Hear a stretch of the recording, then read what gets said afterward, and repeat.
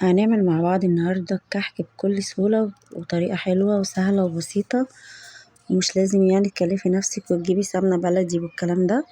هنعمله بطريقة حلوة وهنشوف هنعمله ازاي بقى وايه بديل السمنة البلدي اللي هنعمل الكحك الجميل الدايب زي ما احنا شايفين كده.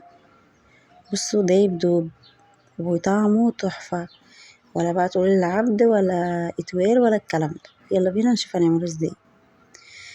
معانا هنا 2 كيلو من الدقيق منخولين، معانا كيس خميرة، كيس بيكنج باودر، كيسين فانيليا، معانا كوباية الا ربع سمسم، معانا كيس لبن نيدو، معانا هنا برضو جبت هنا ب10 جنيه لبن، جبت هنا ب10 جنيه كريم شانتيه سايب. طبعا رشة الملح ما ننساهاش اللي هي معلقة صغيرة. هنحط بقى كل مكونات الجافة كده على بعضها زي ما احنا شايفين على الدقيق، السمسم والبيكنج باودر ورشة الملح. وطبعا هنحط هنا الكريم شانتيه واللبن البودر. طبعا دي كمان هنا 4 معالق من السكر البودر. قلبت كل مكونات الجافة دي مع بعضها. طبعا انا حطيت الخميرة هنا في طبق كده، وحطيت فيه 4 معالق من السكر برضه. دي السمنة انا استعملت هنا سمنة، حطيت كيلو وربع 300 جرام، يعني كيلو 300 جرام بالظبط. تمام.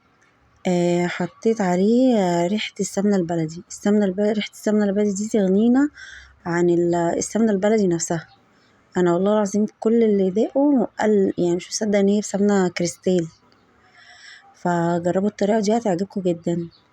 هنا طبعا لازم نبس العجين كده، والسمنة طبعا انا مسخناها مش قدحاها، انا مسخناها بس يا دوبك يعني مسيحاها. بصي اهم حاجة في العجين ان انت تبسيه. كل ما تبسيه اكتر بتاخدي نتيجة افضل. اللي هو تدخلي العجينة بقى في السمنة في المكونات في الحاجات دي كلها. طبعا انا حطيت عملت العجينة بسيتها زي ما احنا شايفين بالطريقة دي. اجي دلوقتي بقى واحط عليها الخميرة اللي انا حطاها في الطبق. حطاها في 4 معالق من السكر البودر او الناعم عادي، وحط عليها كوباية الا ربع مية دافية، وسبتها لما تخمر. وبعد ما بسيت العجينة كده بالشكل ده زي ما احنا شايفين كده، حطيت عليها الخميرة بقى. طبعا لازم الحركة دي علشان خاطر نختبر الخميرة ونشوفها اذا كانت نشطة ولا لا. انا كده بصوا العجينة بقت معايا اخر حلاوة وتحفة جدا.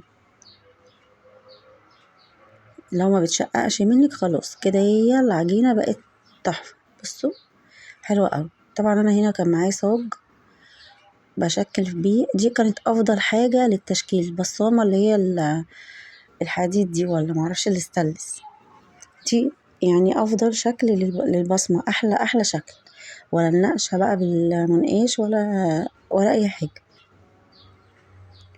تعالوا بقى بصوا انا كده قربت التليفون الكاميرا يعني. بصوا انا هنا نقشت واحدتين 3 كده بالمنقاش. بصراحة يعني هي حلوة جميلة كل حاجة، بس انا حبيت البصمة التانية اللي هي الاستانلس احسن كتير. بتدي شكل وبتدي قوام كده تحفة، يعني حاجة كده بصراحة سبحان الله. هي كانت احسن حاجة، يعني كانت افضل حاجة. طبعا نكون مسخنين الفرن مسبقا طبعا على درجة حرارة 170.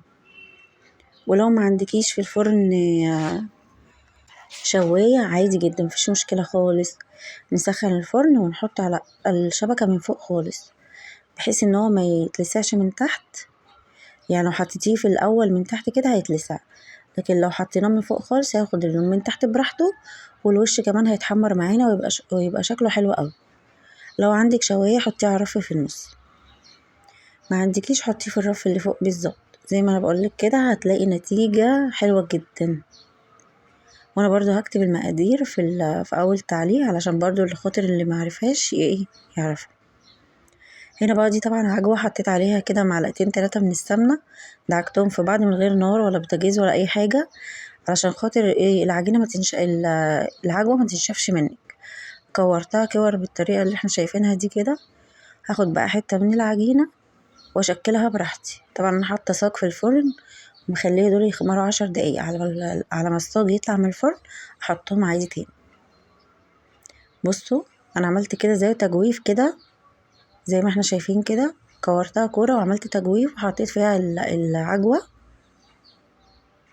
تحفة، حاجة كده تحفة. والعجينة ما شاء الله لينة كده معايا وتاخد وتدي، يعني اعملوا بالطريقة دي بالظبط والله تاخدوا احلى كحك. وادي اول صاج طلع معانا، هحط بقى الباقي في الفرن. وكده خلصنا العجينة بتاعتنا وخلصنا الكحك بتاعنا. حاجة كده ما شاء الله اللهم بارك، تحفة جدا. الطريقة دي يا جماعة والله اعتمدوها هتلاقوها تحفة. بصوا دايب دوب وجميل جدا، يعني كل اللي داقه قال تسلم ايدك. حلو جدا بصراحة، يعني يقولي احسن من بتاع المحلات نفسه. كحك دايب وجميل وحاجة كده يعني ما شاء الله. طبعا نحفظه في علب كرتون زي ما احنا شايفين كده عشان يقعد معاكي مدة اطول وما ينشفش منك. طبعا هو مش هينشف ان شاء الله، بس نحفظه في علبة زي ما احنا شايفين كده كرتون. وبألف هنا وشفا على قلبكم يا رب، واتمنى تجربوه وتقولوا رأيكم ايه. بس انا حافظاه في علب كرتون ازاي. اشوفكم في وصفة جديدة، واقول لكم السلام عليكم.